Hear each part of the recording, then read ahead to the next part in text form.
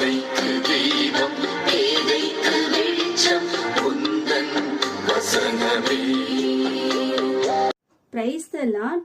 இன்றைய நாள் தியானத்திற்காக ரோமர் 15ஆம் அதிகாரம் 19ஆம் வசனம். இப்படி எருசலேம் துவைக்கு சுற்றிலும் இல்லிருக்கும் தேசம் வரைக்கும் கிறிஸ்துவின் சுவிசேஷத்தை பூரணமாய் பிரசங்கித்திருக்கிறேன். அப்போஸ்தலனாகிய பவுல் தன்னுடைய ஊழியத்தை குறித்து சொன்னார். இப்பொழுது உள்ள பிரயாண வசதிகள் அன்று இல்லை.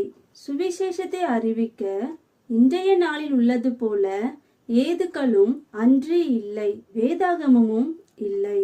ஆனாலும் அவர் பல தேசங்களில் சென்று சுவிசேஷத்தை அதுவும் பூரணமாய் பிரசங்கித்திருக்கிறேன் என்று கூறினார். அன்றைய நாளை விட இந்த நாட்களில் பல மடங்கு வாய்ப்புகள் உள்ளது.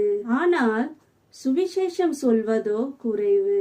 காரணம், பவுலுக்கு இருந்த ஒப்பு கொடுத்தலும் வைராக்கியமும் பலரிடம் இல்லை.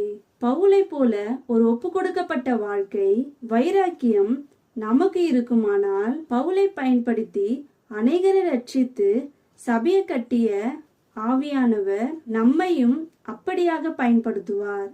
பவுலுக்கு ஆண்டவராகிய இயேசு கிறிஸ்துவின் அன்பு அவரை நெருக்கி ஏவிற்று. இன்றைக்கு எது நம்மை நெருக்குகின்றது?